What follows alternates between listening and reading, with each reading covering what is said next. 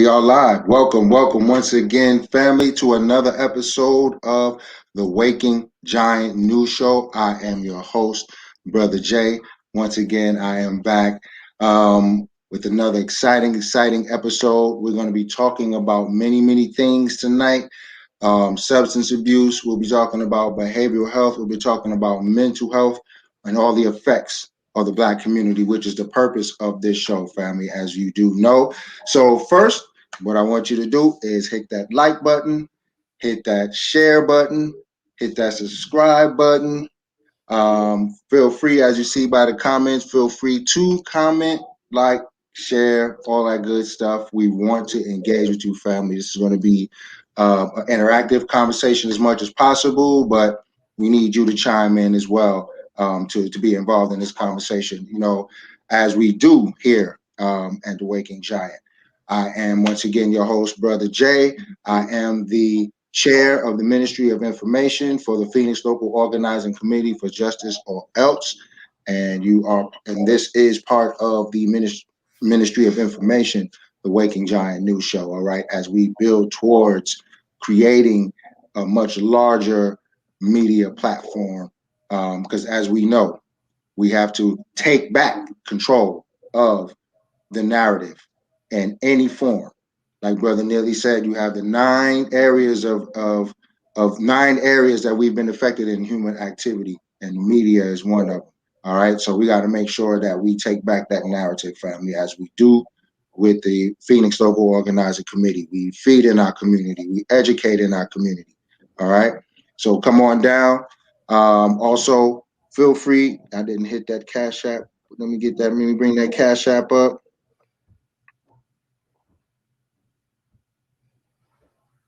Gotta forgive me, family. One of my little frames here kind of bent and broke on me, so I may look a little crazy staring at the screen here. But it doesn't look like it's coming up. But the Cash App is $PHXLOC. Feel free to donate. Also visit us on Facebook, the Phoenix Local Organizing Committee. Check us out.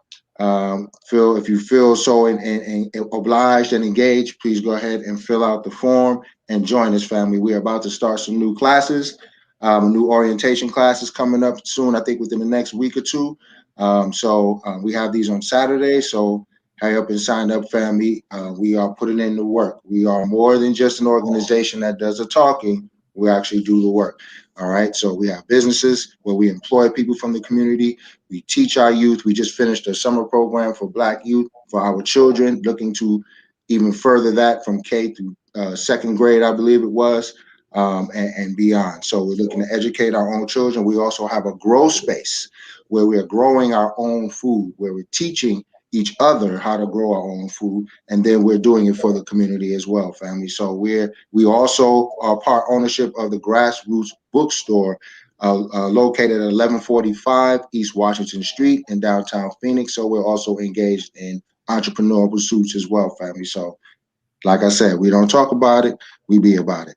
So with all of that said, tonight I have a very special guest. And like I said, I kind of had a little issue with my glasses, so let me make sure I get Brother Anthony Greenridge, Brother Adisa Ajani Akinyele. Did I pronounce that right, Brother? Akinyele.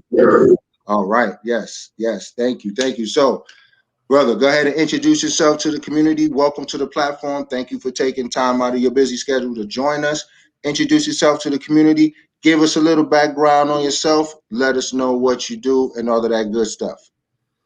All right. Well, first, let me say thank you for inviting me.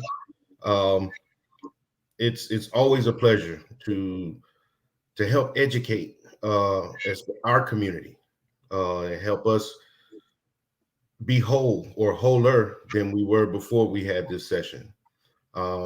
Presently, I'm the clinical director and counselor therapist at One Family Clinic. We provide substance abuse and mental health treatment for Native American folks from the White Mountain Apache Native American reservation. And prior to that, I was on the East Coast in Hampton, Virginia, working in methadone treatment. My background started out in mental health, um, but then it came an opportunity to, I guess, focus or synergize all the trainings and things that I had and get a license. And substance abuse happened to be it. So I took the test, got the license, and I put out my shingle. And so now I'm in the process of doing the same thing here.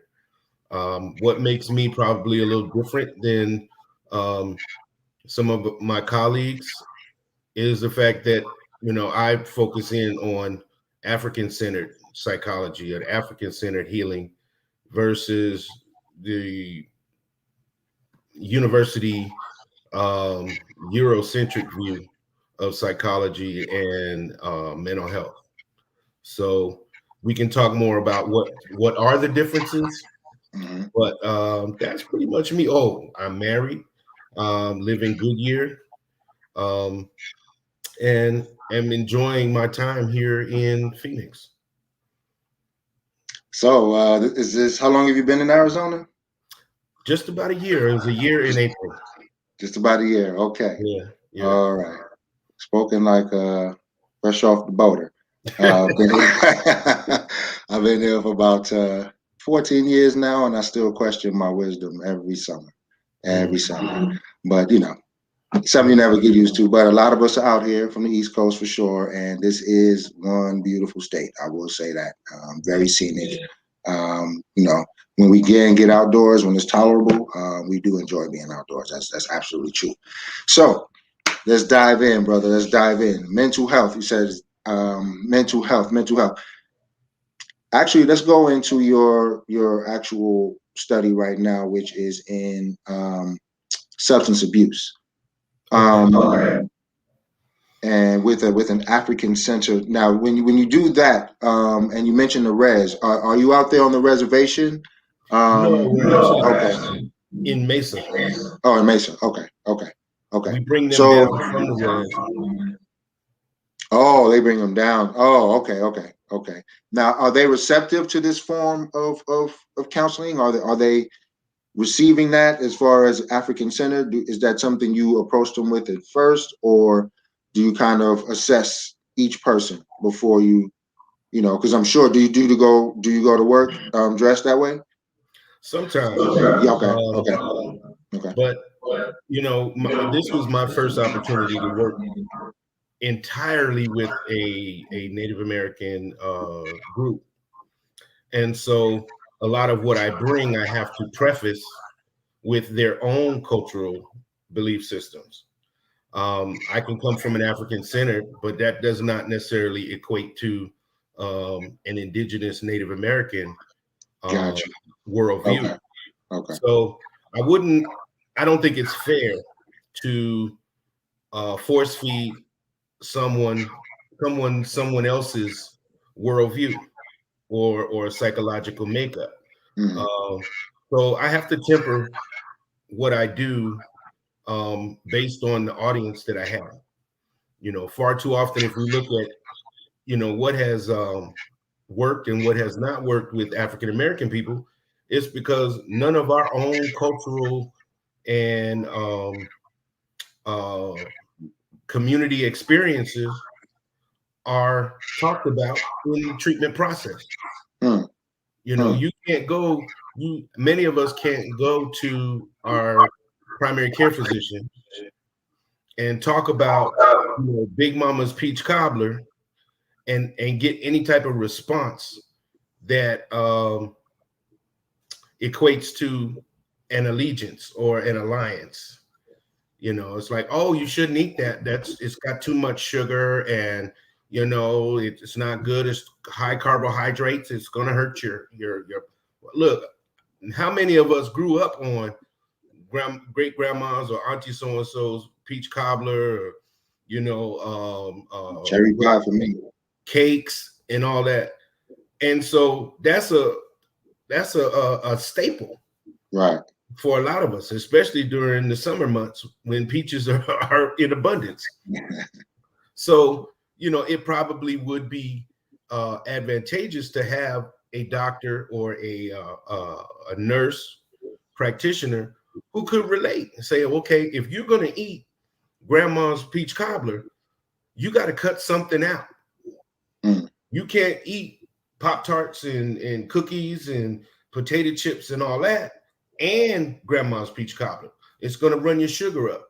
It's going to put too much sodium in your system, all of which leads to high blood pressure, diabetes, and, kidney problems and the whole 9 yards. All that needs to be talked about. But when you work with a European, he just tells you, don't eat it. Mm.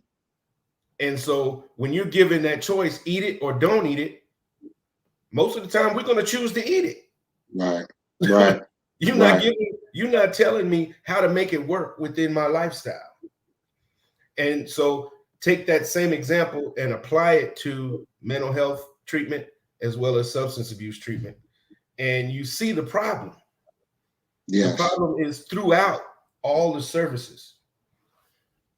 Wow. So being on that side, man, how do you handle, have you ever observed, let me ask this question. Have you ever observed a colleague engaged in something like that? And have you ever had to approach one and say, hey, look, when you're speaking to someone that's African American, when you're speaking to someone like this is what you want to do because I saw you do this and this was wrong. Have you ever had to have those types of conversations? All the time. Wow. I've been clinical director at multiple agencies.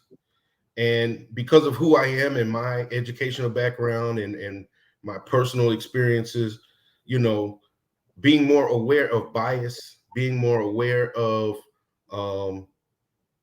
how we are disenfranchised in the systems. If you got educational apartheid, you got medical apartheid, you have, we're classed out of a lot of situations because we don't know the language and we have difficulty navigating the systems.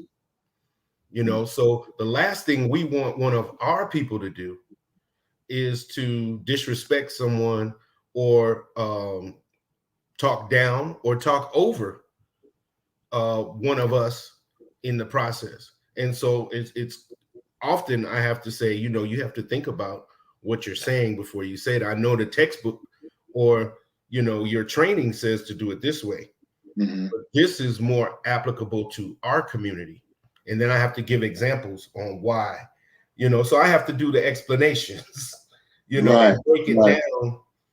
Because really, when it comes down to it, all counselors really are interpreters.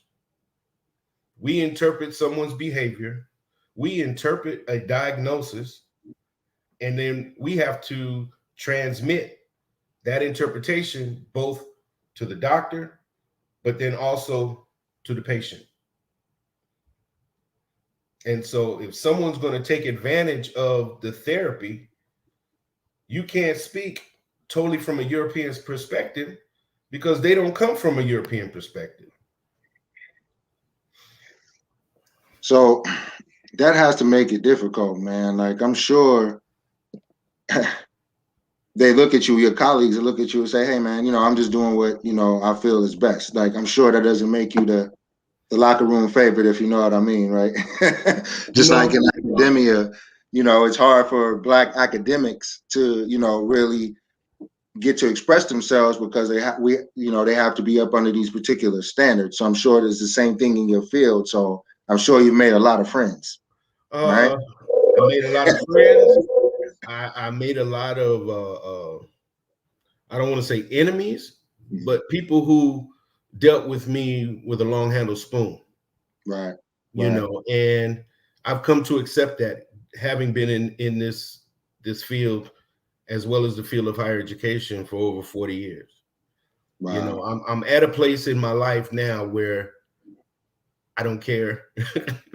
I don't care what people say, Right. I don't care whether you like me. What I care about is that you respect me and respect the views that I'm sharing. And I think if I was that sure of myself 20 years ago, it would be a totally different story right now. but you play the I'm gonna step in and then I'm gonna step out because I don't want to offend anybody. I don't want to put anybody off. I'm how do I know that I'm the expert? You Mm. know, and the thing is, if there's nobody else in the room, you the expert. You're the expert. Absolutely. Absolutely. You're So the you expert until another expert shows up. right. So let me ask you this, man.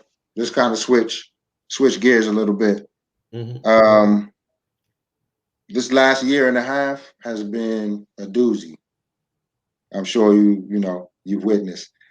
And Witnessed I and experienced. and experienced. I'm sure. Oh, experience definitely.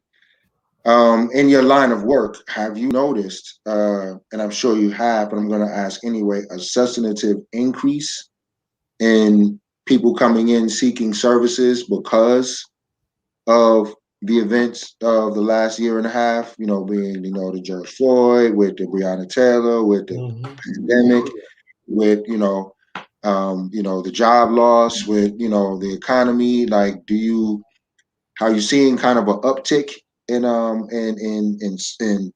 people seeking services from you, and specifically from our community? I haven't personally, um, but I've talked to other clinicians, and it's off the charts. The Wow. amount of our people who are coming in to access services. But the sad part about that is there's not enough of us in the community to provide services to all of them.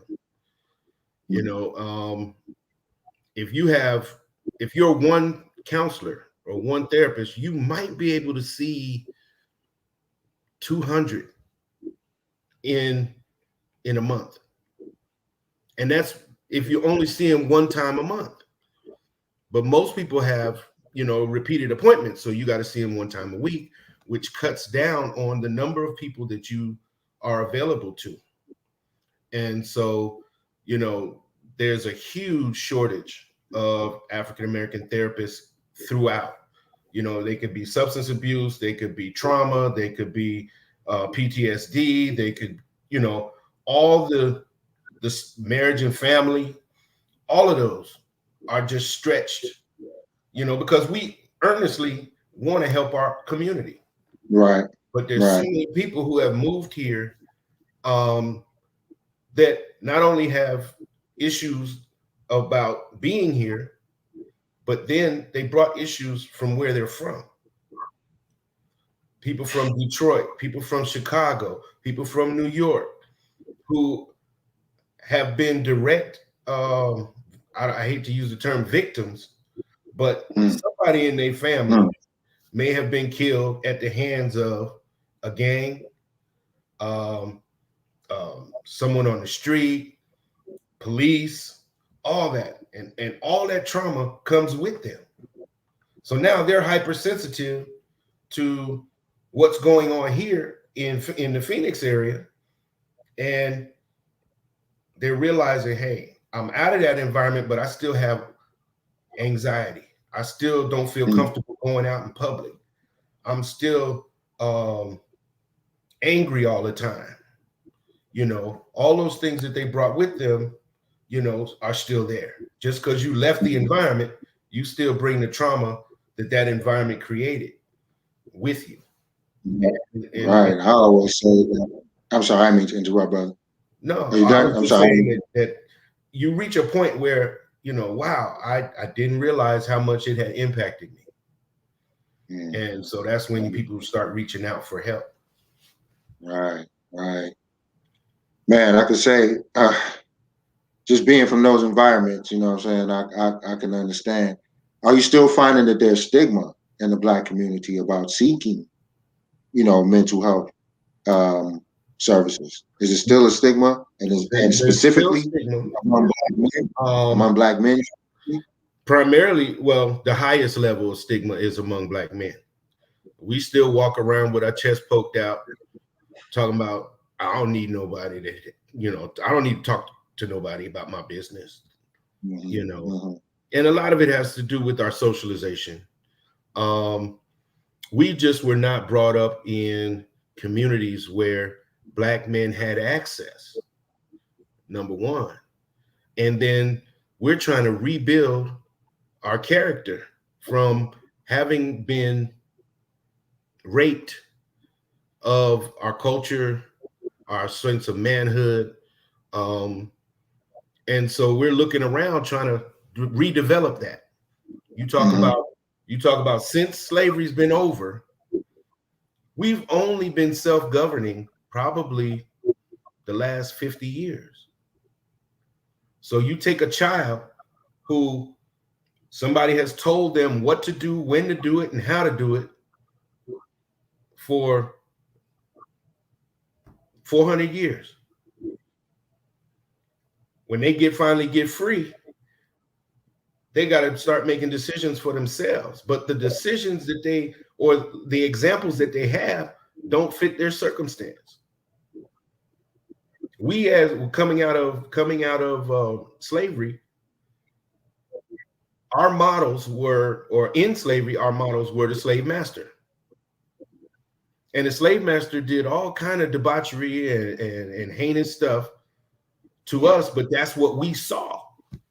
So now we're free and we got to make decisions.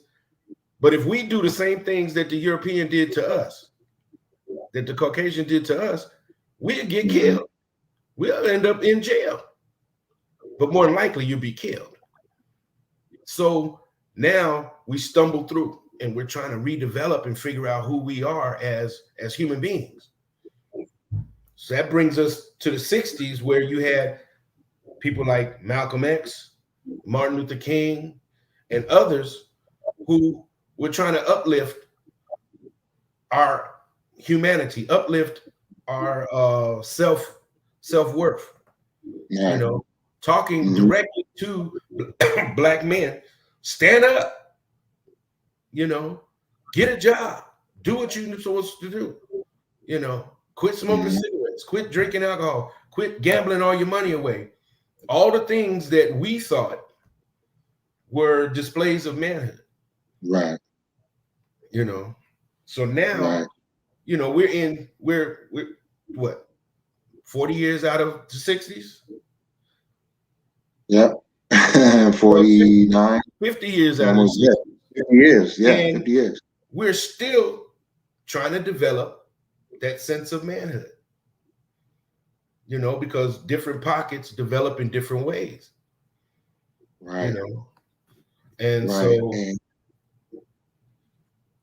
a I'm lot sure of, you're finding, I'm sorry, we're having like it's kind of skipping. So I'm yeah, thinking that you're not speaking, but it's like skipping. I'm sorry. Go ahead. Keep going, brother. I'm sorry. no, I was just going to say there's some gaps that need to be filled.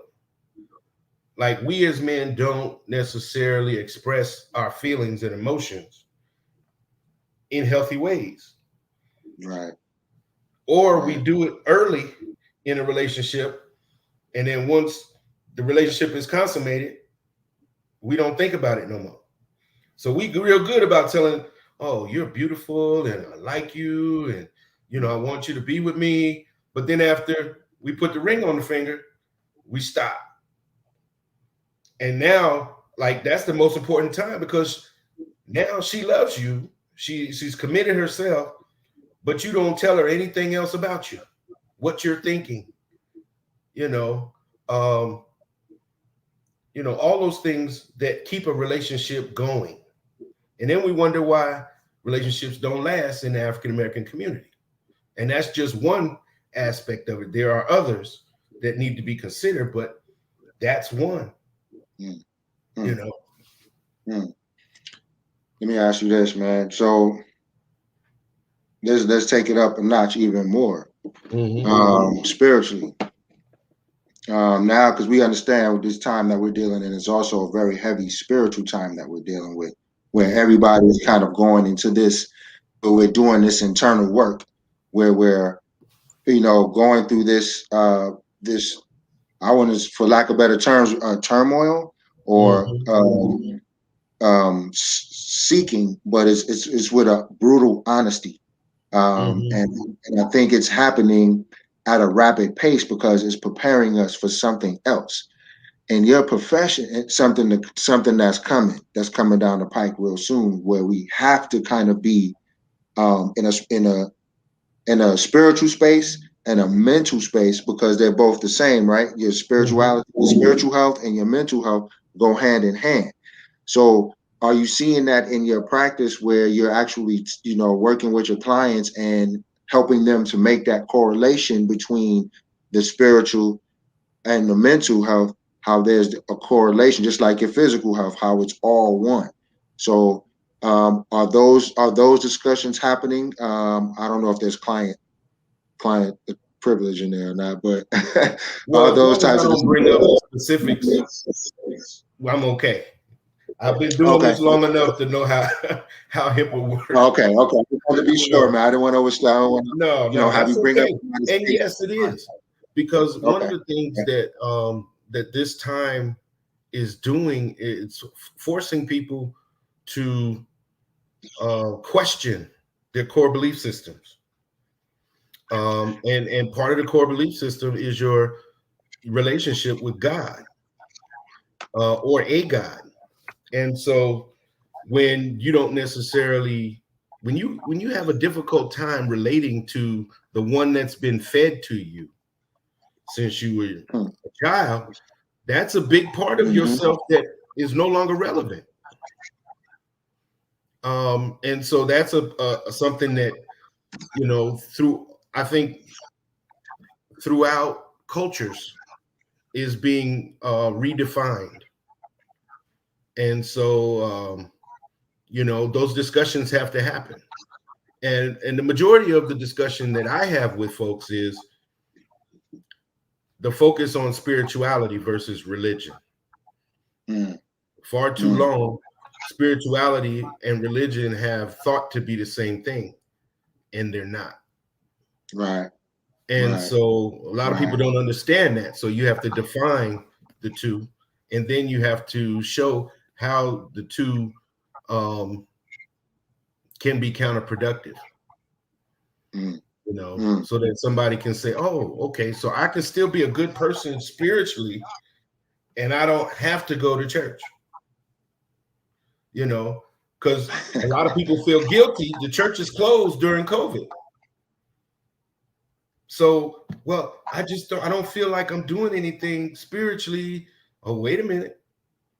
You know, Mm, do you go outside? Do you see the sun? Do you thank God for, waking you up? Those are things that you do spiritually, you know, that don't have yes. anything to do with the congregation that you associate with on Sunday. And that's really the Mm, only time that a lot of people see. mm. The only time that God is the focus is on Sunday. On Well, Sunday morning. spirituality says God is in everything. So every day you have to do something to affirm your relationship with the God of your understanding.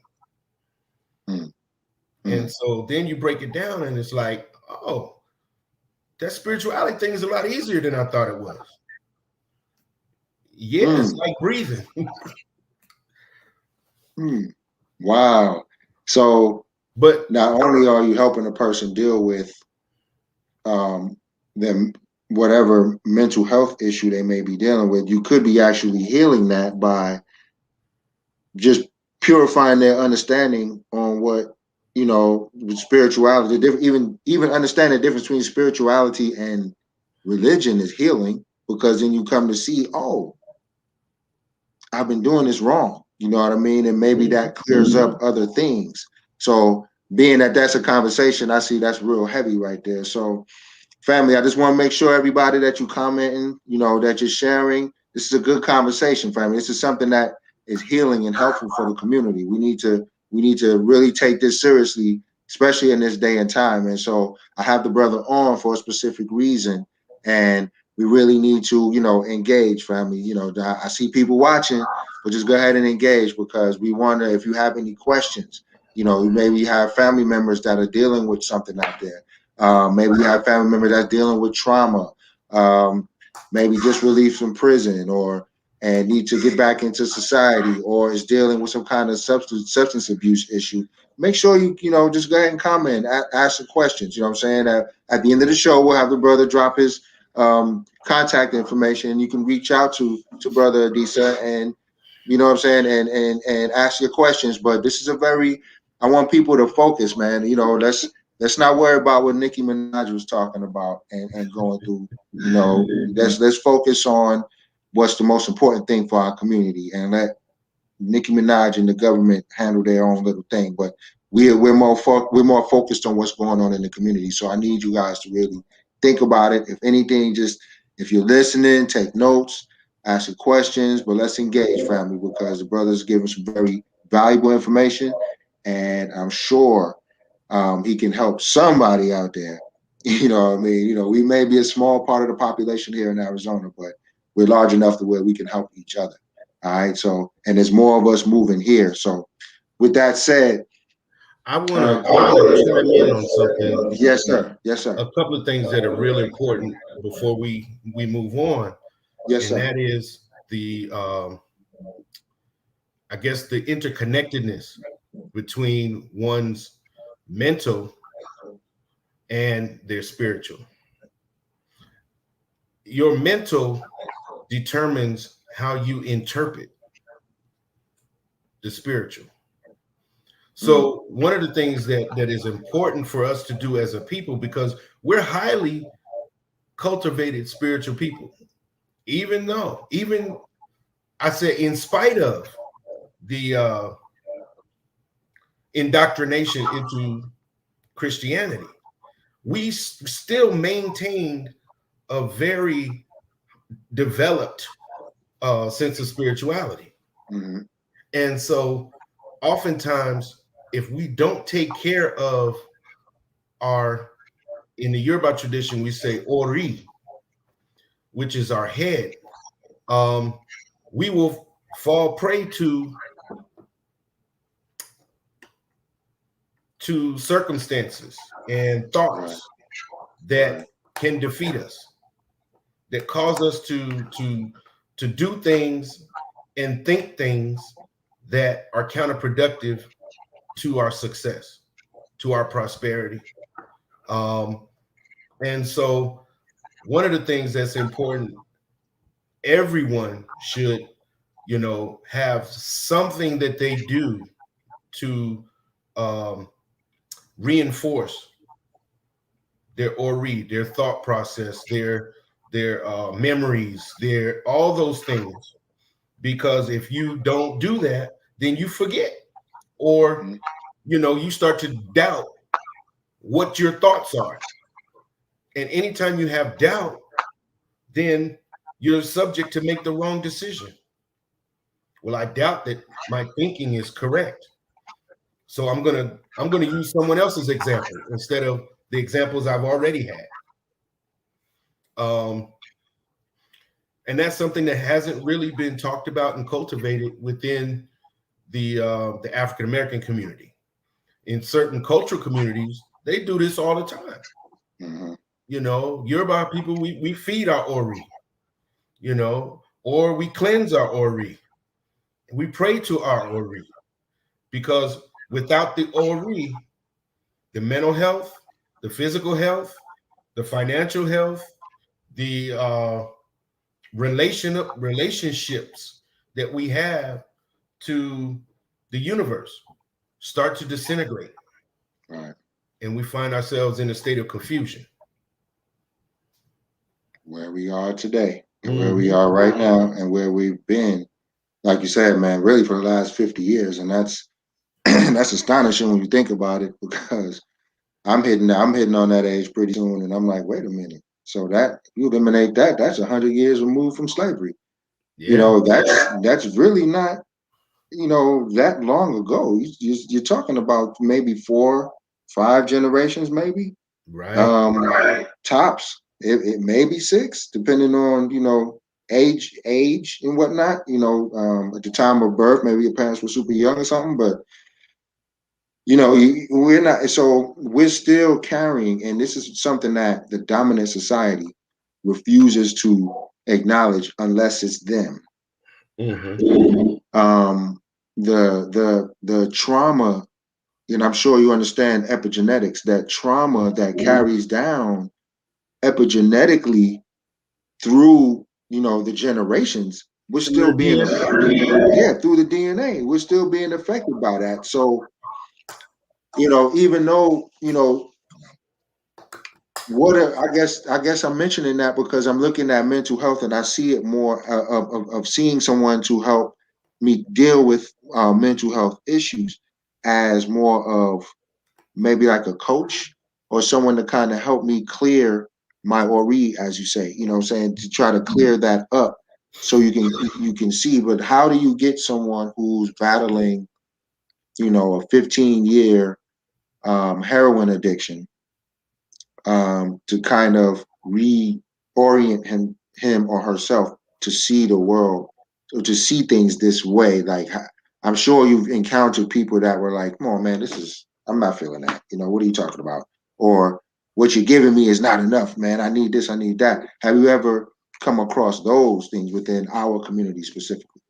Oh yeah. And then we're dealing with the natives too. When you go east, you'll find everything. We are involved in every aspect of self-destruction that is possible. There's nothing that we can say, oh, we don't do that.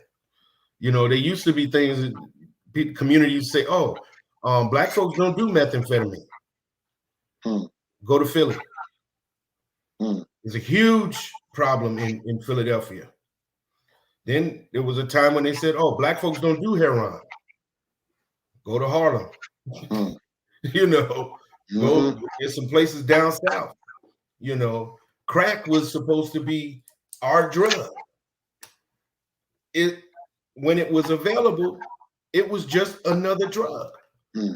So being on the East Coast kind of opened my eyes to the myths that existed even within the both the mental health and the substance abuse community, because we were constantly being told, well, that's not a drug that African Americans traditionally do.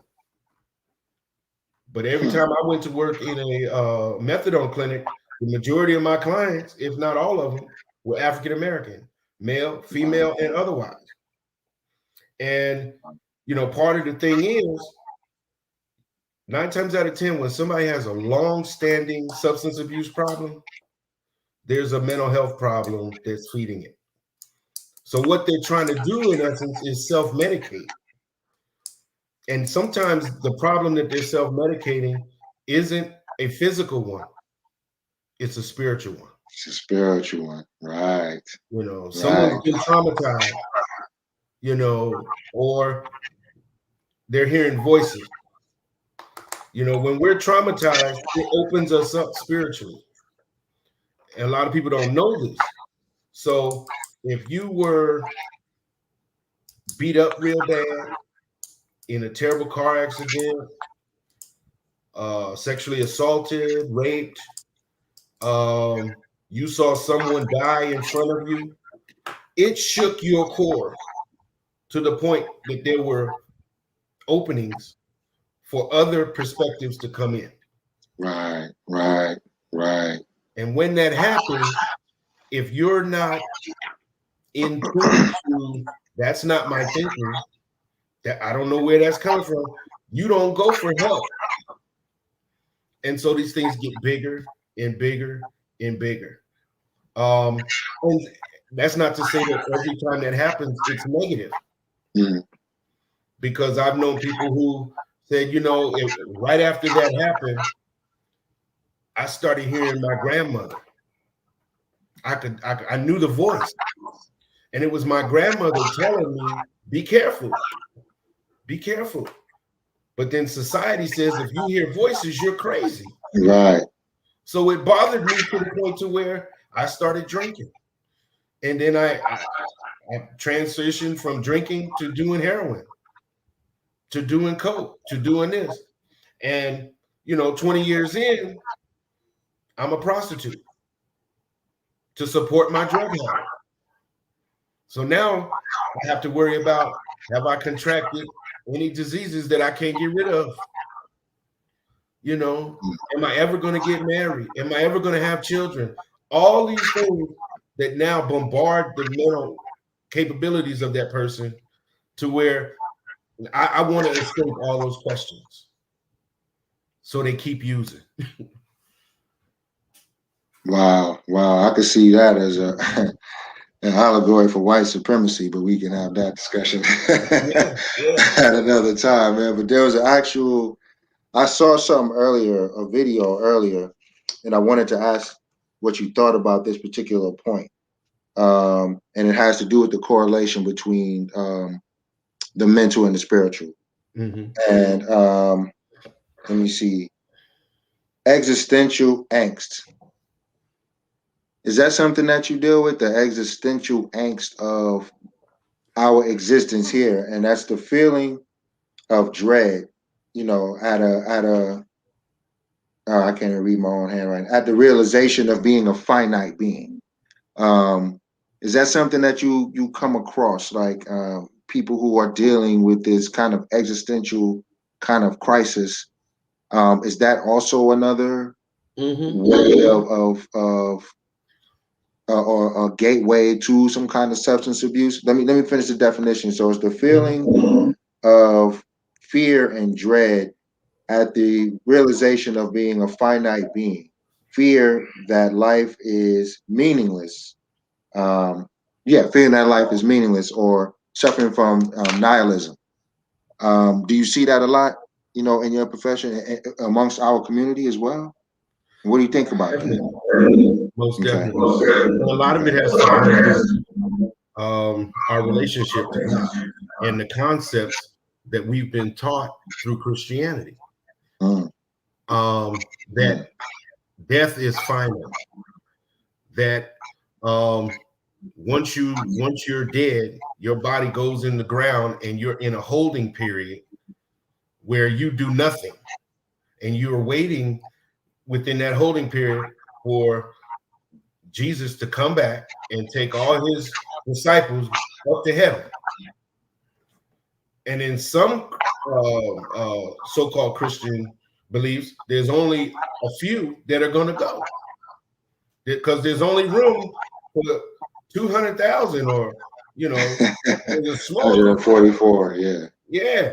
So all of that brings a certain level of self-defeat. I can't live up to that, so I just give up. Right. You know, Right. and this is where the African view or an indigenous view, because Africans aren't the only ones who believe that life goes on a different plane after you leave your physical body. Science is now proving that energy, the thing that motivates the body, Mm-hmm. leaves the body when the body is no longer capable of supporting it. Mm, Thus, energy can only be transformed. It cannot be destroyed. mm, So you're transformed into the ethers, so to speak, when your body is no longer capable of supporting you, which goes in line with a lot of indigenous cultures' view of life, in that you come back, or some aspect of you comes back as a part of your family. And oh yeah, yeah. here's the confirmation of this. How many times have we had a youngster born and the elder sits there and said, Johnny so and so used to do the same thing. Mm-hmm. His uncle used to have the same mannerism. Mm-hmm. You know, he used to twist his nose or his lips the same way. Yep. You know, Yep. where do you think that comes from? Because a baby doesn't have recollection. Right. But if the spirit motivating that baby has already been seen and has come back, Who you think it is? Hmm. You Hmm. know. So Yeah, but that's a and here's the thing: Africans, Yorubas aren't the only ones who have that belief. Matter of fact, majority of the world has that belief. right, It's just the European, uh, quote unquote, Christians that don't, because you got Christians in Ethiopia that don't believe that either. right, right. They're the real ones. They're like the pure.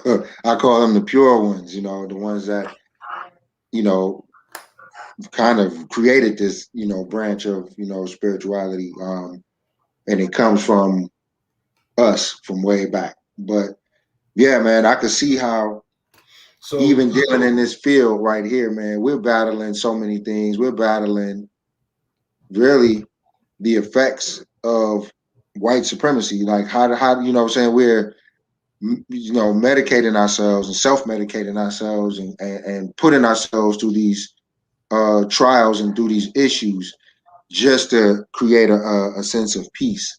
But we're talking while you were speaking earlier about when you kind of went through the historical timeline, I'm sitting here thinking to myself, ever since 1863, we haven't had one decade of just absolute rest and peace as a family. Now, mhm, groups and patches, yeah, there were times where there was a good 10-year, maybe 15-year stretch for a before, family, yeah, before they got destroyed or whatever, um, where it was at least some measure of heaven on earth.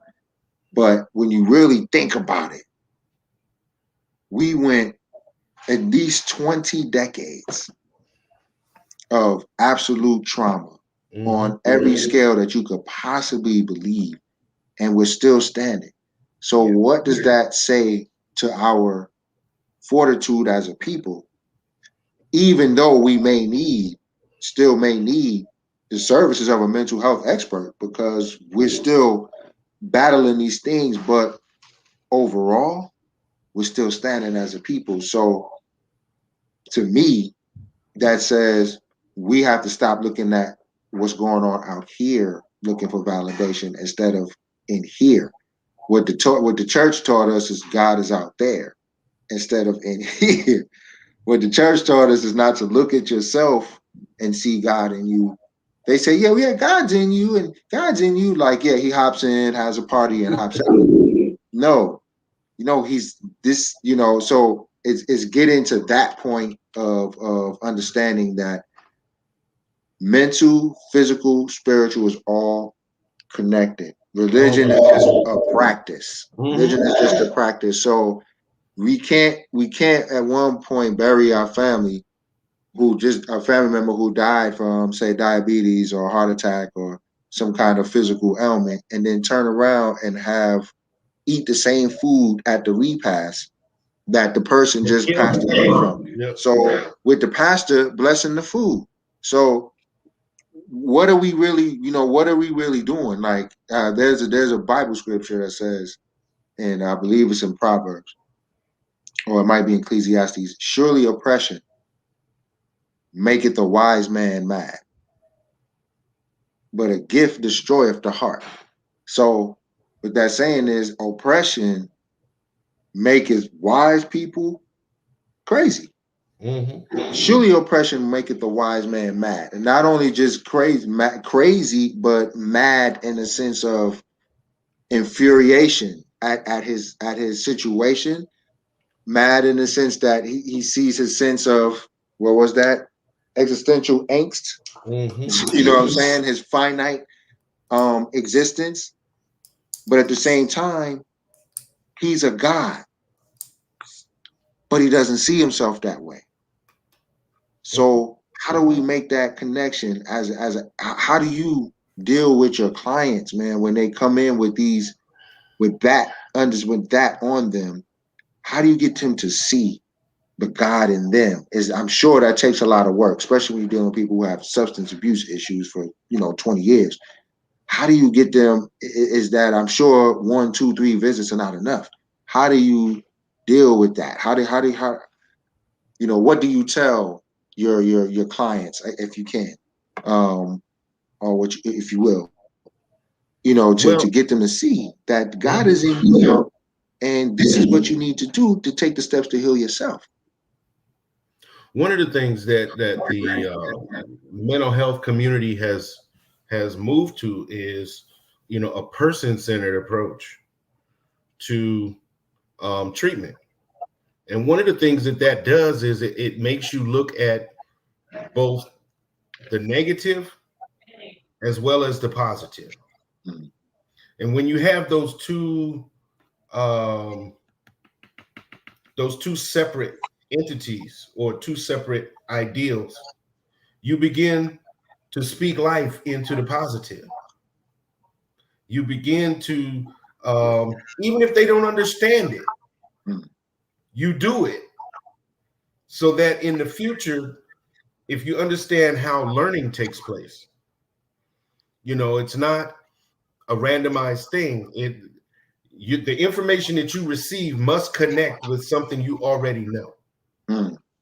Okay. in order for learning to take place. So what we're doing is putting things in there with the hope and the faith that something else will come and connect with it, because the person may not be ready to go that high in Mm, mm. their consciousness. Right. Right. Um, but then also, to be honest, most people don't stay in treatment long enough to get there. Mm, mm, We part of the reason they stay addicted for 20 and 30 years is because they have periods where I want to get my life right. I want to do, and they don't wait to learn how not to use the next time. You'll be surprised how many people go through treatment and the first thing they want to do after they finish treatment is get a job. mm. Then they go to work, they get the first paycheck and start using again with that first paycheck. So now they've done 90 days, come out, get a job, work 2 weeks, get some money, and go back and use, and then might not come back to treatment for another 3-4 years. So it's a cycle of self-destruction, because at every turn something is going to happen. We know from history, you keep using needles and it might not be clean because you fiending that hard. You might contract hepatitis. You might contract HIV. There's other blood diseases that you could get. You might, because a lot of people, when they're under the influence, have dangerous sex practices. Um, they do things that they normally wouldn't do sober. And then that's not even talking about today. That's just history. Today, a person can't really. One of the most dangerous things to do is to buy drugs off the street, because they're putting and mixing drugs, even marijuana, with this drug called fentanyl. And fentanyl is 100 times stronger than morphine. So, when you're in the hospital and you're getting ready to have surgery, they give you a slow drip of morphine to take all the pain, so you don't feel the pain of the operation. Then they wean you off of it afterwards and put you on something else. Well, now you're getting something that's not regulated. It's not standardized. And so you think you're doing the same thing you did last week or yesterday or the day before, and it's not the same. It's 100 times stronger because it's mixed with fentanyl, and it's killing people.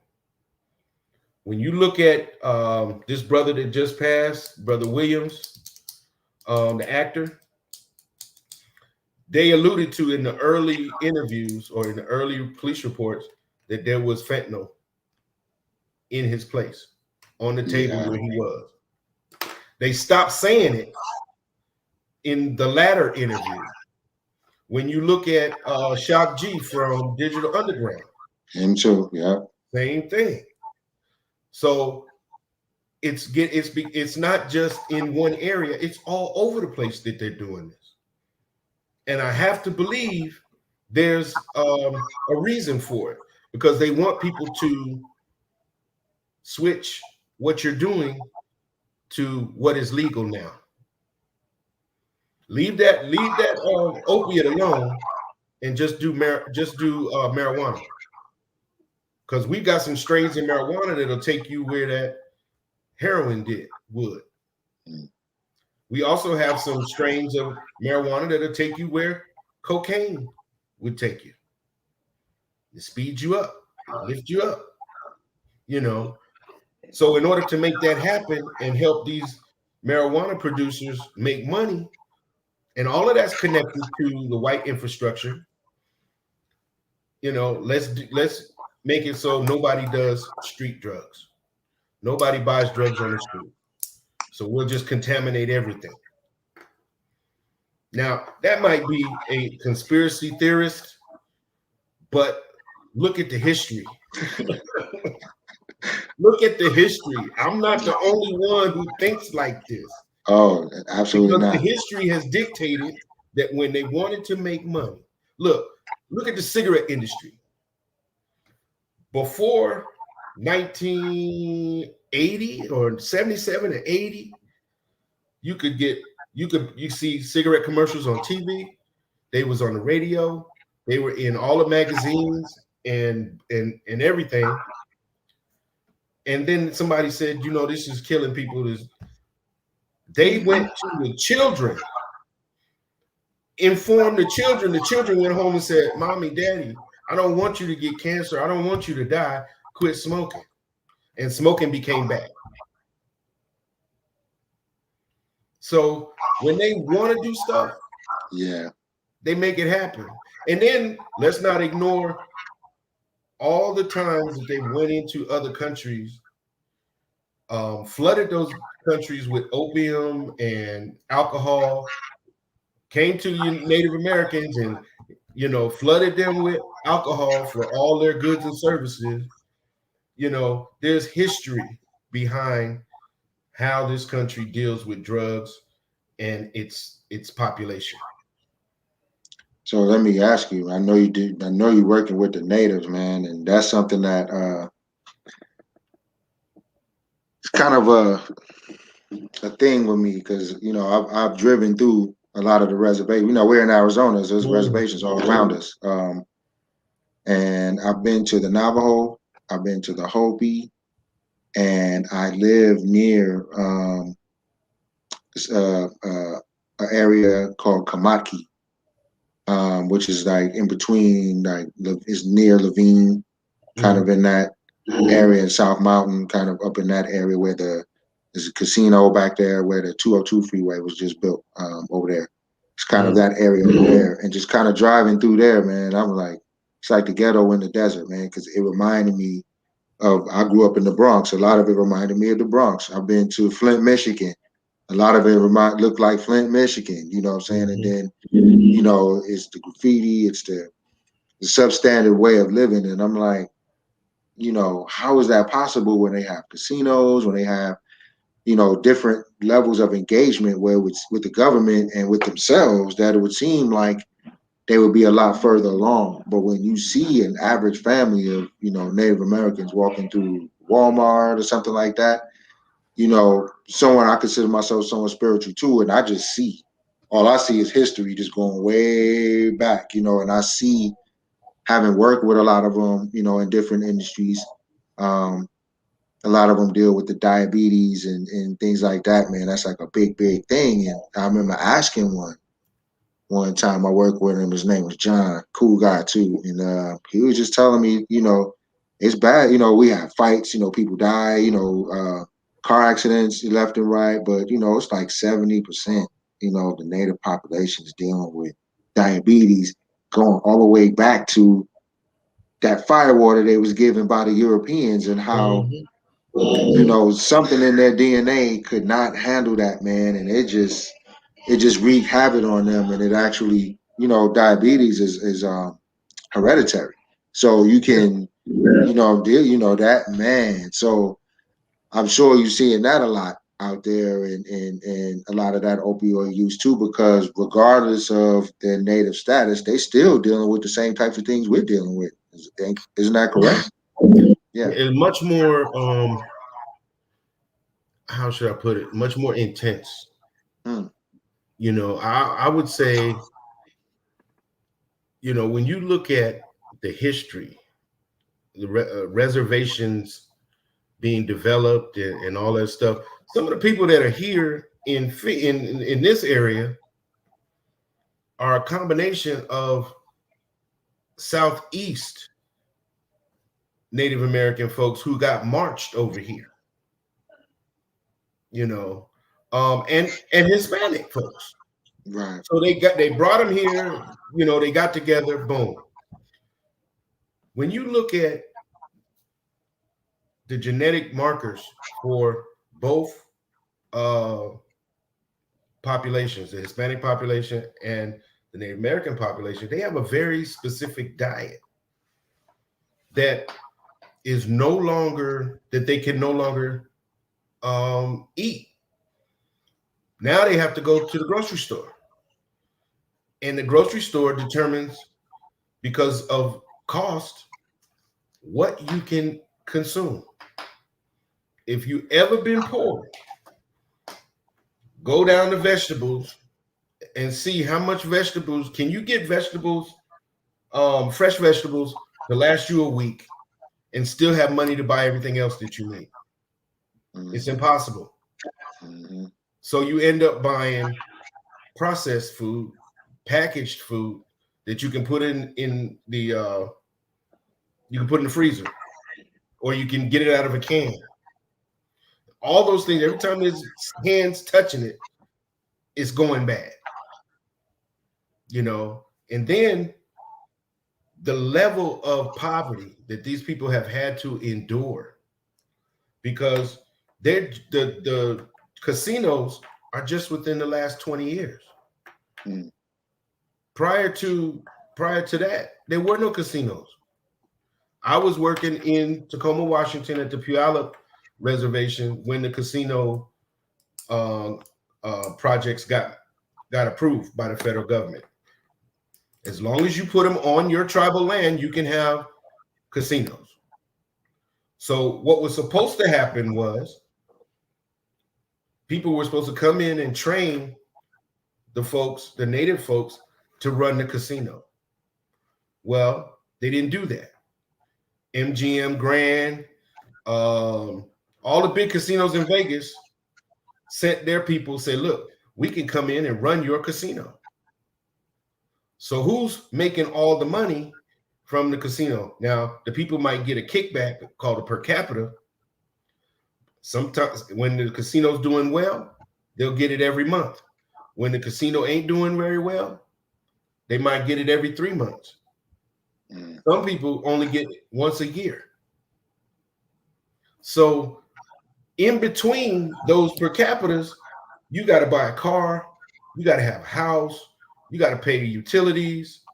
And that's if you live off of the reservation. If you live on the reservation, you got to get permission to put a house. And they'll bring in a ready-made house that you have to do the inside.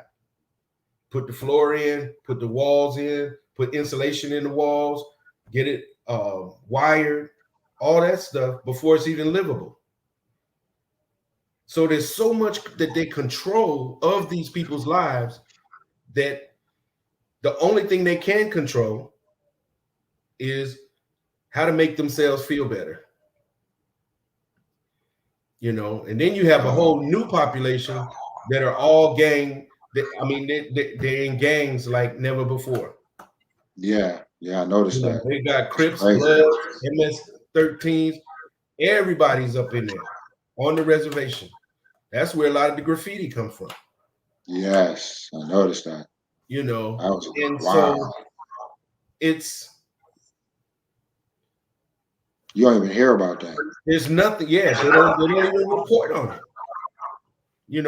There's a one program on PBS that gives Native American news and issues, but that's it. unless something major goes on the reservation, these news carriers 5, 7, 10, and 12, they not going to the reservation to find out how them people are doing. But they're plagued with the same issues that we are from the ghettos of New York, and it's a food desert. Right. Nobody's growing food in mass quantities, so they're relying on the food that they can buy at the store. And when you don't have a lot of money, you end up buying the cheapest thing there, and the cheapest things are sugar. You can buy Fruit Loops and honey buns and potatoes, and starchy food and sugary food, both leading causes of diabetes. Diabetes, yeah. And then on top of that, you add alcohol, which is sugar in liquid form. Think about what you take wheat. Now here's the killer. You got wheat, which may be GMO. They turn around and make it into alcohol. You drink that. Oh, they have to mix the wheat with sugar. The sugar has to ferment so that you have a sugar content to create the alcohol. So they do that. So now you have GMO wheat, which may be cancer causing. You have sugar, and depending on where the sugar is made, it could be GMO sugar as well. But the sugar then is a complex carbohydrate, which causes the body to work 10 times as hard, and how we don't even know how many people are using what is that? Corn syrup, high fructose corn syrup. High fructose, yeah.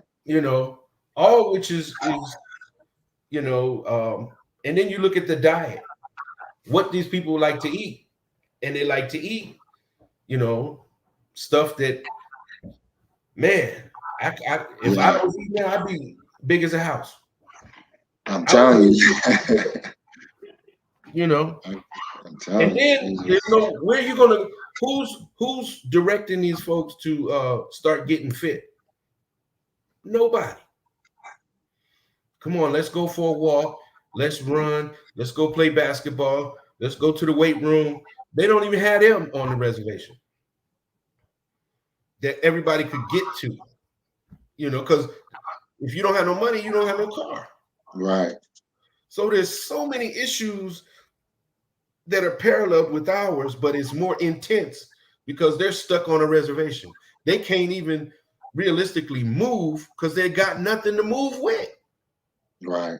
So we go and we get them, bring them down, or we have them brought down, and we provide them with housing. Pretty nice houses too, Scottsdale and Mesa and Tempe. And then they come to classes. When they finish their substance abuse treatment, we transition them into independent living. They get an apartment. And then they also continue with their treatment. They do aftercare, recovery, and so they'll get close to a year if they stay with it. But that's a lot of responsibility, Yeah, man. So I'm sure you see a lot of backsliding when it comes to that. I'm sure you see a lot of what's the I don't want to say success rate, but what would even be considered successful, or is there even considered success, in that when you're coming up, when you're dealing with something like that? I guess someone who stretched out a year without, dabbling back in it would be considered a success. But it'll be a short-term success. Okay. So and then you have to judge it every year after that. Right. But then that means that you got to try and stay in contact with these folks for up to 5 years to really see, did your program make an impact? Because there has never been a substance abuse program that wasn't culturally based that was successful with people of color. mm, You know, mm, you gotta have people develop a core belief system that is anti-destructive, anti-destruction. You have to give people something that they can relate to outside of the substance abuse treatment program. You know, so when I relate stuff, I'm talking to them about you, your family, your community, and your nation. mm, You have to be able to contribute to those in order to be um, an elder for elder status. Yeah, some of y'all ain't gonna make it if you keep using. You know, I talk to them about their children. You know, what kind of example are you setting, or are you going to continue the generational curses that mm. have plagued your community all this time? I put it back on them. Right. Yeah. This Yeah. is more than just you. You're not an individual, and this is part of their own cultural tradition that they're responsible for 7 generations in the past and 7 generations in the future. Mm, So they're not in this by themselves. And you know, that's the biggest thing that people say. I'm just hurting me. I'm not hurting nobody else. But there are people who fought, bled, and died so that you could have a seat at the table.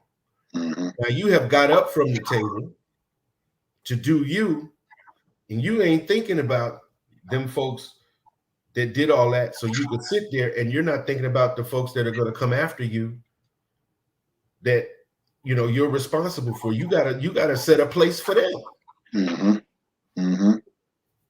Man, so you got to really get them to see themselves and their complicity in their own in their own. You see what I'm saying? Like it's like Mhm. getting them to put the mirror up to themselves and say, "Hey, look, before you start pointing fingers, first thing to do is start looking at, looking at you and Mhm. what you're doing." And I think that's something to segue to the black community, that's something that's very difficult for us to do as a whole.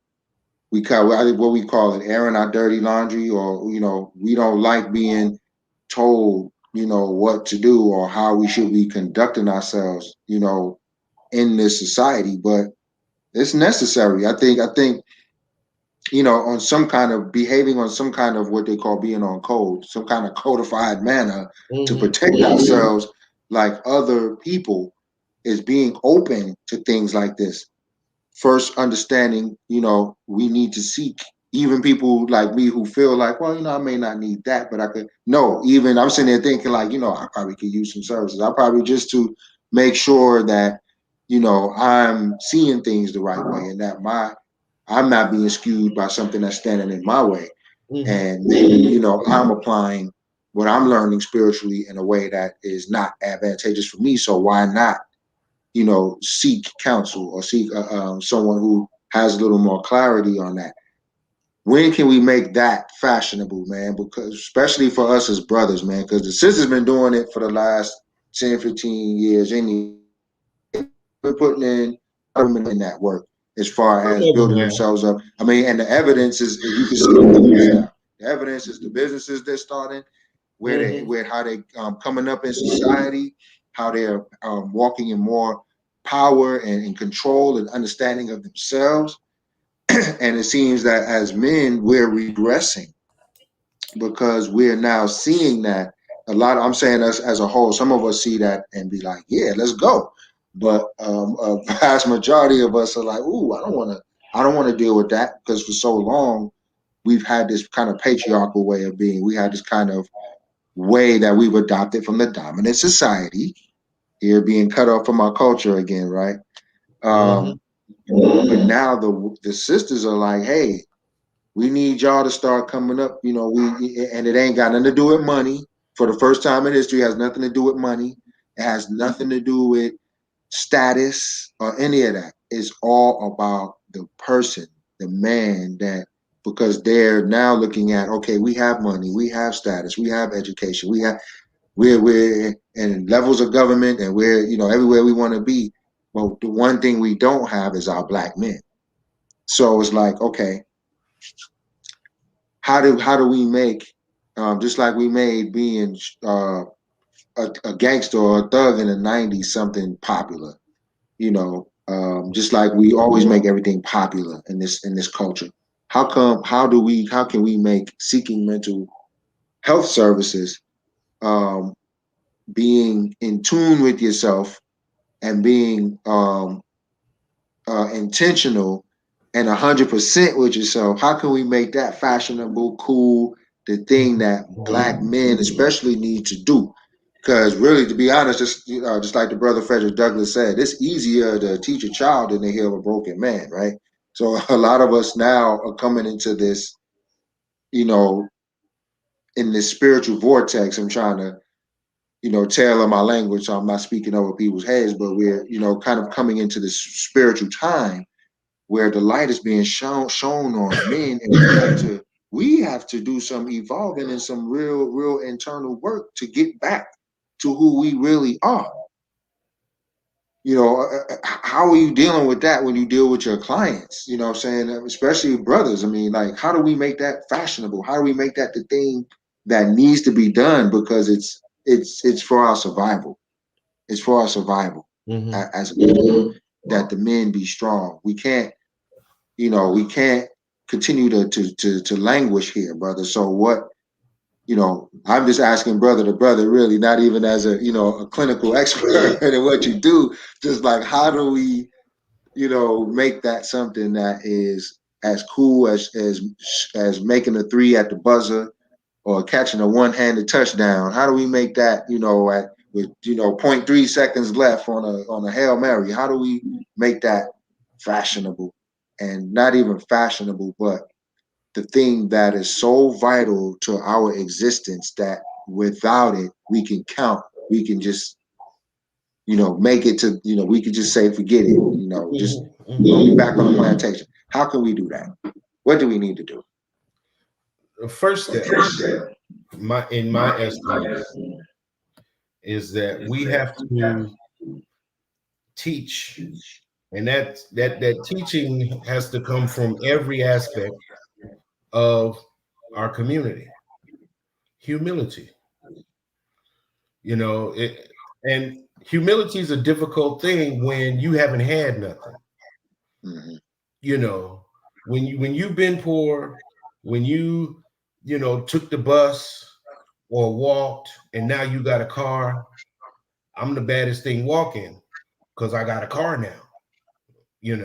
I didn't have one when I was younger, or my daddy didn't have one, or the ones he had was raggedy. You know, now I got a brand new, you know, Nissan, whatever, you know, but I ain't humble no more because I got something.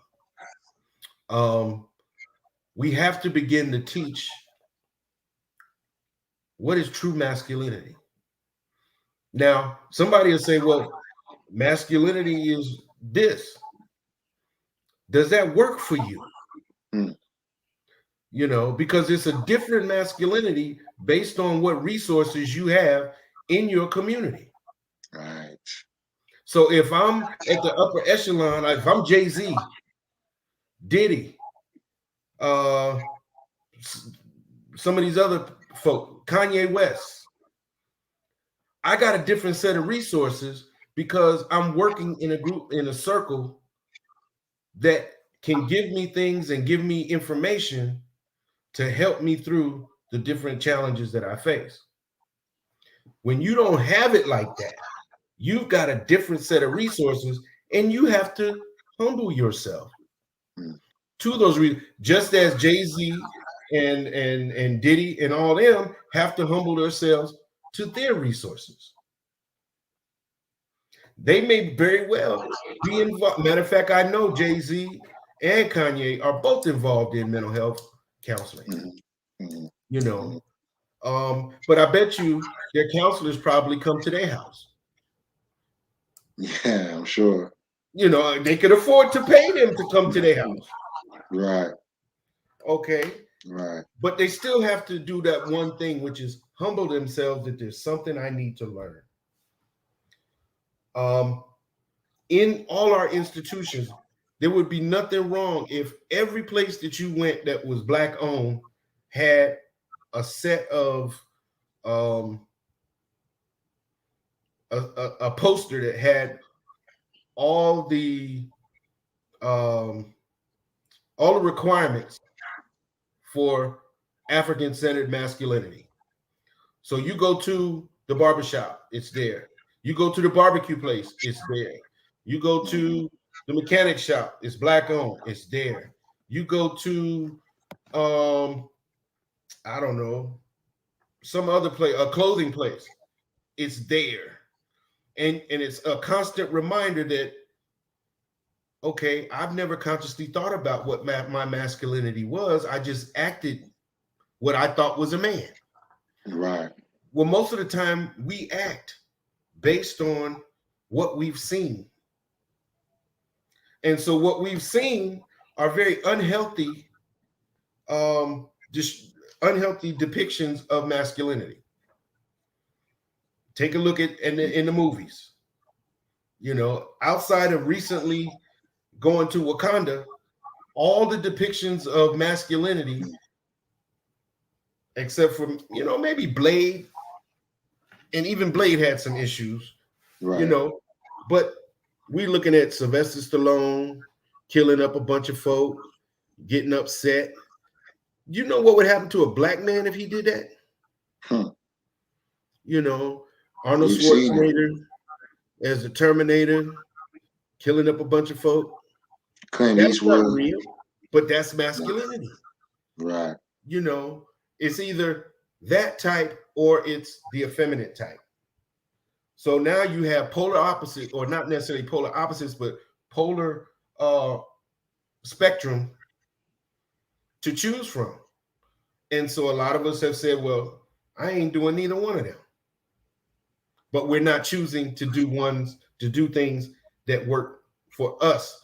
And when we say us, we're not saying us as an individual, we're saying us as a family, us as a community, us as a nation. Hmm. And that's Hmm. coming from an African centered perspective. You don't think individually, Right. because what good is it for you to make it, but you can't take nobody with you? Right. One of them Right. scenarios where, oh, we're going to give you $15 million, but you can't spend it on no other Black people, just you. Now you can spend it on white folk, you can spend it on Asian folk, you can spend it on all these other folk, but you can't spend it with Black folk. And how many of us would take it? Hmm. you know.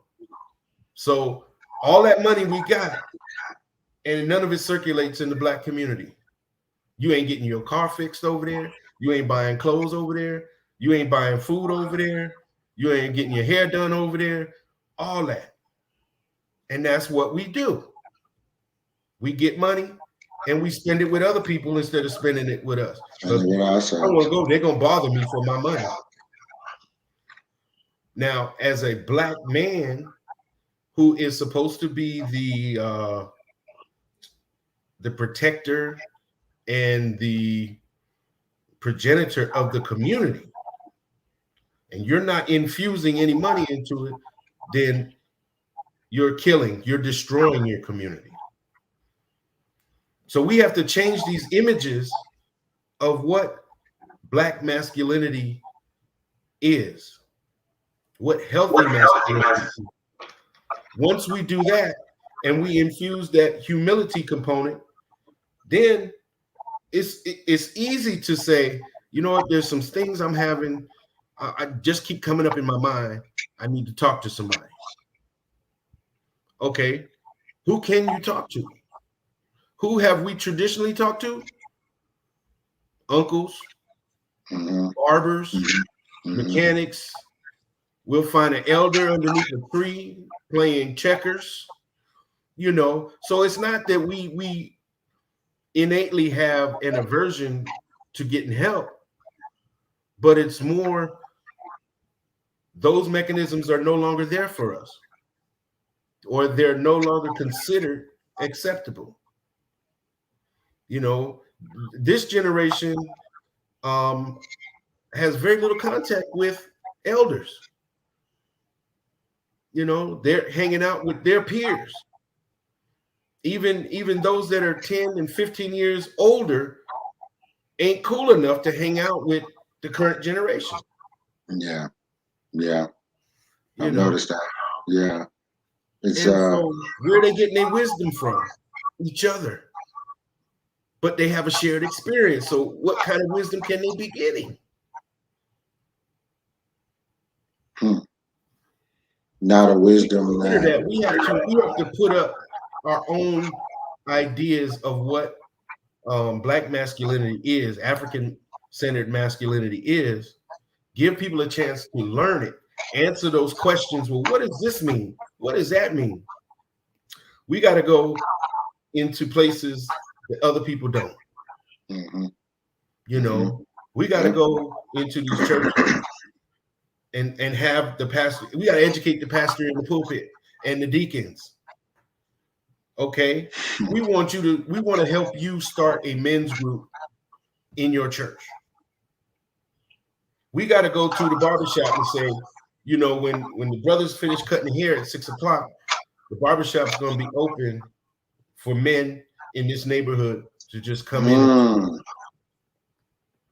you know, because yeah. sometimes we don't really need anything. We just need to get it out. Part of our Yeah. problem is we don't have mechanisms to let it out.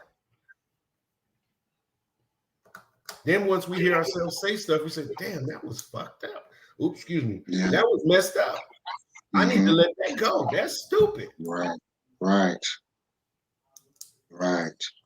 And sometimes you need to hear it from other men that you Right. respect to say, "Hey, man, that's some BS you talking about, man," or "Nah, you're not looking at this. You should look at it in a different way." You know what I'm saying? Help brothers get perspective. I like that idea, man, of kind of and family, don't forget to hit the like button, hit the share button, hit the subscribe button, and definitely share this. I definitely like the idea of, that's community. Yeah. That's understanding that as men, we're the leaders in that We're sense that supposed to be. we're supposed to be the leaders and we're the ones that's supposed to kind of foster that environment. But what people don't understand, I think what a lot of men don't understand as our first nature as men is that we're nurturers. We love, we nurture, we take care of more than just provide and protect, but we also nurture. You know what I'm saying? We create Mhm. things for people and their comfort. You know what I mean? We build things for all of us, but it's with a certain level of protection, it's with a certain level of comfort, it's with a certain level of warmth, it's with a certain level of understanding that people need to feel comfortable and need to feel safe. And as men, that's I see that that's part of what we're supposed to do is provide that. Learning as a husband and a father myself is learning to set the tone of the environment, what I'm Mhm. saying, that you live in. What I'm saying, your home, we're supposed to be the ones to get up early, set the tone of the house before everyone else even gets out of bed. And the communities are supposed to be that way too. Just like in the 60s and 70s, when I was coming up in the 70s and 80s, we still had the ones that didn't get scooped up off the streets by the police in the 70s for selling heroin and little nickel sticks of weed. The ones that were still on the block, you had the older dudes on the block. So for those of us who didn't have brothers, those of us who didn't have fathers, those of us who didn't have, a close cousin that we could rap with, there was always some brother in the neighborhood, some older cat who was maybe 5, 6, 7 years older than you. In some cases, 10 years older than you. Say, hey Mhm. man, don't do that. Come over here. Let me holler at you. To this day, because of social media, there's so many of them I could reach out to and say, I consider you my OG for this reason and Mhm. that reason and this reason, looking back. But who's going to say that Today. about this generation where, 40 years from now, who's going to look back at the 2020s and the 20 teens and say, man, I remember that OG from, the older guys from my neighborhood would pull us to the side and say, hey, young brother, don't do that. Or if they saw us about to fight, they would either one or two listen to the issue and say, you know what? Yeah, you need to go stand over there. Just you two, slug that out and get it over with. And everybody let to see the next day, or they say, no, that's stupid. Break that up. I'm not about to let you know what I'm saying? It was always that brother that was quick to put hands on you too. You know what I'm saying? If you know what I'm saying, was kind of Got out violated of how line. things were supposed to be done. And yeah, man, and we don't I see that my kids, that generation, they don't have that. They don't have because we live in a total different environment. There's no sense of community. We out Mm-hmm. here, in Arizona where people come from other places to kind of get away from things and kind of it's very easy to just go into your little hobbit hole here in Arizona because it's hot. Mm-hmm. So you can stay in your home and you can kind of create this little oasis at your house and go from work to home, store to home, and that's it. Yeah. There's no one on the streets, there's no music in the air, there's none of that. So it's very hard for us to make those connections, brother, to establish that. But I definitely, because I work in this field of media, want to figure out how we can make men doing the internal work to be better the thing to do. Aside from gossip, aside from women, aside from drug use, or aside from just apathy, because a lot of us are just apathetic. Yeah. Um, and dwelling in cognitive dissonance and willful ignorance at the same time. Just say, hey, look, man, if you complaining about women, you complaining about life, you complaining about this, but what are you doing about you? What are you doing about you? You are the one that's supposed to, so how do, I guess that's a question we can always, wrestle with. Mm-hmm. And I definitely want to have you back on the show to even further this conversation. I think, you know, understanding mental health in the Black community, man, this is a 450-year, you know, diagnosis that we're talking about here, and we can go Mm-hmm. from like we did earlier, decade to decade to decade to decade, just pointing out the repeated abuse and trauma that we've, had to endure and have endured as a people to this day. Right. Right. I To mean, this just think about this.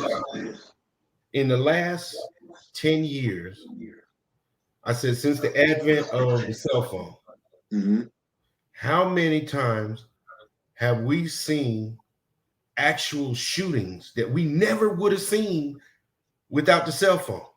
Yep. And every time a black man gets killed, it hurts every black man. I'm traumatized every time I see that. hmm You know, it got to the point to where when somebody said, "Oh, another black man got killed by a police officer," or this and that, I don't even want to see it no more. Right. I'm Right. full. Honestly, I'm full. Of that. It started with Trayvon down in Florida, and Amadou Diallo in New York, New and York. all Yeah. I remember all of those folk. Sean Bell. Sean Bell, getting ready to get married the next day. hmm That make no sense. So hmm there needs to be a place of healing, and that needs to be established as well.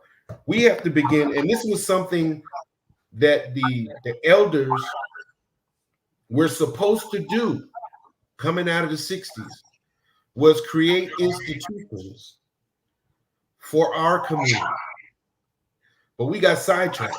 I don't want to put blame on anything or anyone or any group, but we got sidetracked. Where is our community healing center that deals with nutrition, that deals with mental health, that deals with all the things that are ills for our community? If you got bad skin, who better to meet with than a nutritionist? hmm Then you go see the dermatologist. Then you go see, because all of those things are interconnected. But we don't have anything like that for us.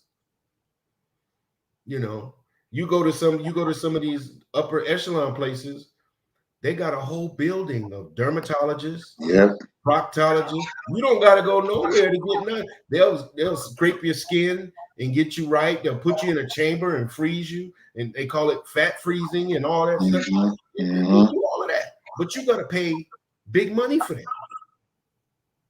You know, we still accept the fact, hey, that's just how God made me. I'm living with it. You Right. know, Yes. so we don't even have that issue. Our mental health, our nutrition, our basic needs are our issues.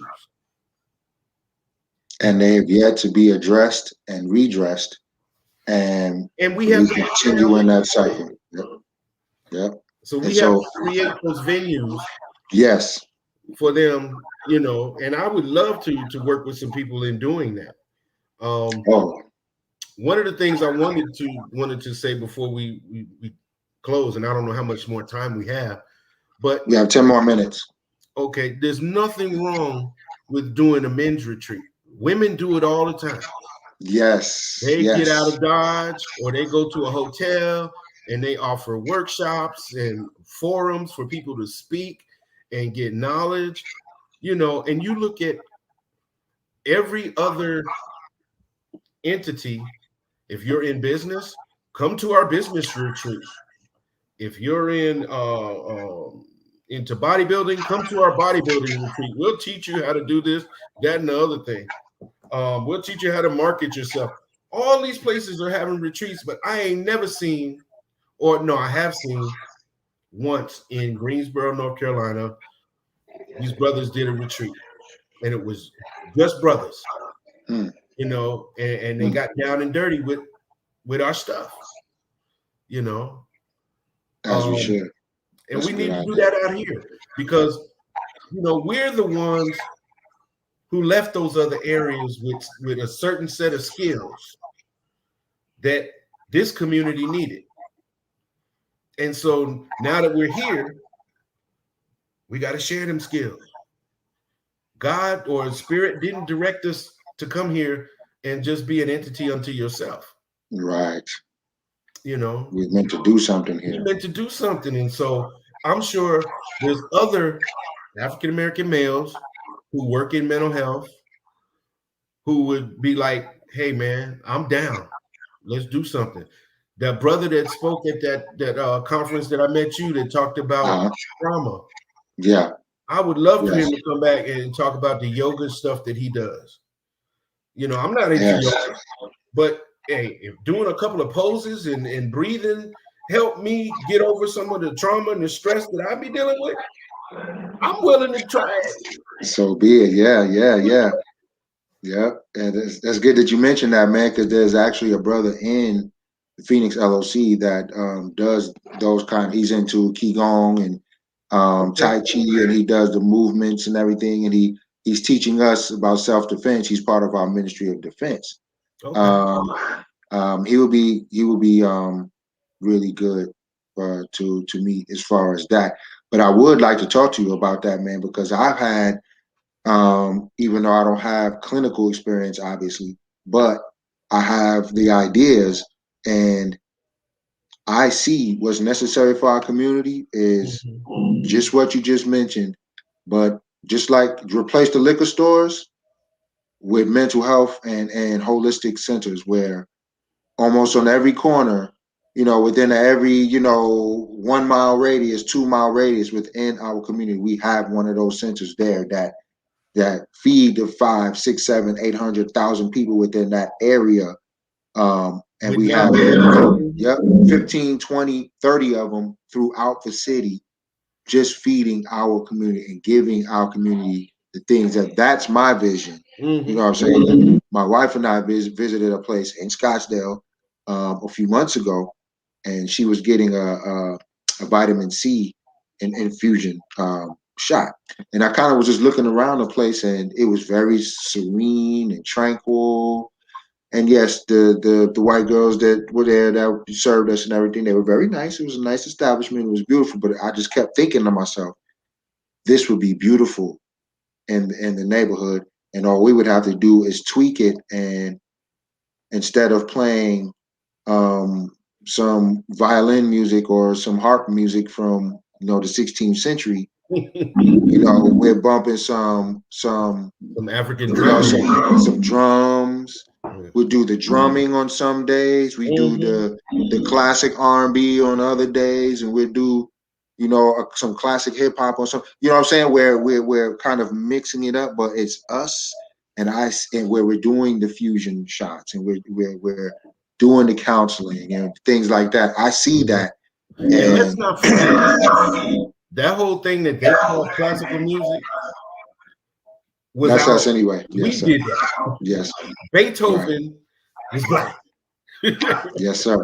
And Yes, sir. then we have African classical music, which is jazz. This is jazz. You That's know, right.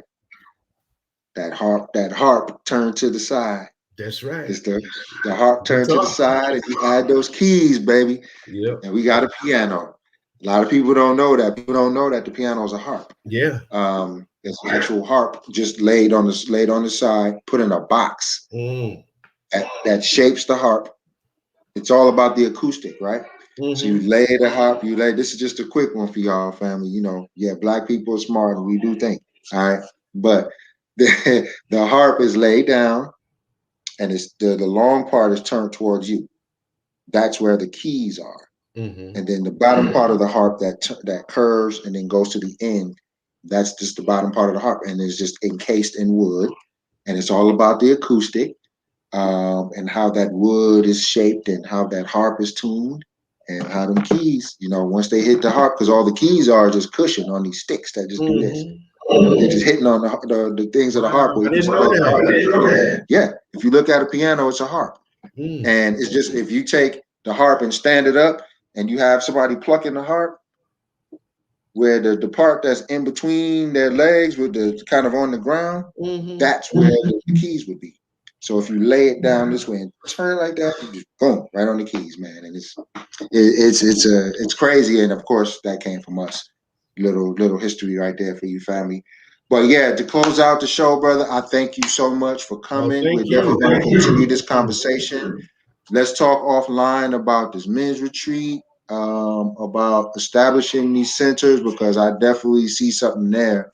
If you haven't been to Sedona yet, man, that's where you want to No, I go gotta to. go. Yeah, yeah, there's some crazy vortexes up there, man, and yeah, that's something that we should look at doing as a group of men. I definitely agree.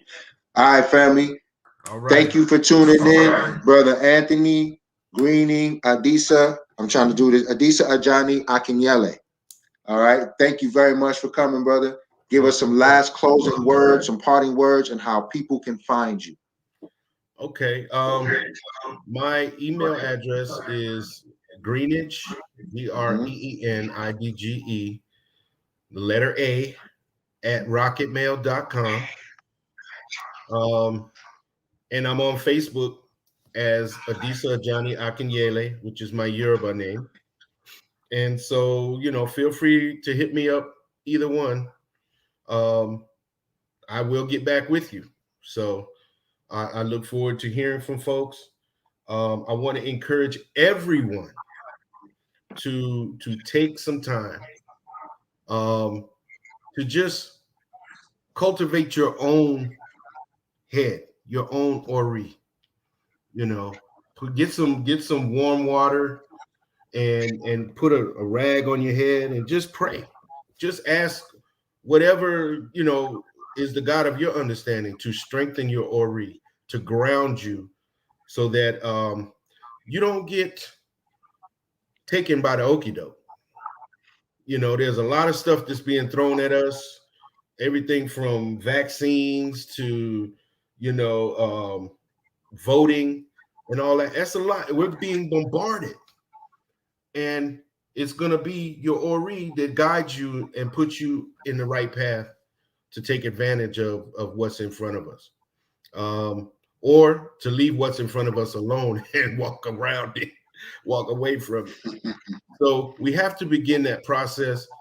I'm giving you a basic way to renew your mind space. Um, If you want to get more detailed, we can do that. But we as a people have to begin to do the type of uh, traditions, ancient traditions that have helped us get this far. We're no longer doing the things that grandma and grandpa used to do to sustain themselves. And we don't have anything to sustain ourselves. So we fall prey to addictions, to abuse. We abuse our wives, we abuse our friends. It's not always physical, but we take stuff out Right. on each other. And so that's because we're not taking care of our ori. And all of that is interconnected with our bodies. So we can't ignore our physical and our medical. Um, but definitely, probably one of the most ignored is your mind. And we'll Thank you leave it very right much. there, family. Thank you, Thank brother. you, brother. I really appreciate it. I appreciate you too. Alafia. Alafia. Thank you Alafia. very much. Yeah, All right, Alafia. family. Alafia. All right, family. Thank you very much for tuning in to another episode of the Waking Giant News Show. I told you we was gonna have a powerful show, and this is just part of the conversation that I want to have. I'm definitely inviting my brother back to the show. My brother Adisa come back to the show so we can continue and go even deeper on developing for your mental health, developing your spiritual health in order to help your mental health and coupling with your physical health for a complete person, a complete being. You know what I'm saying? Somebody completely in tune with themselves. And remember, family, it's a daily walk. It's a daily thing. So you don't pray one time and it goes away. It's a continuous walk. It's a continuous journey. Life is a marathon, family. All right. So don't forget to hit the like button, the share button.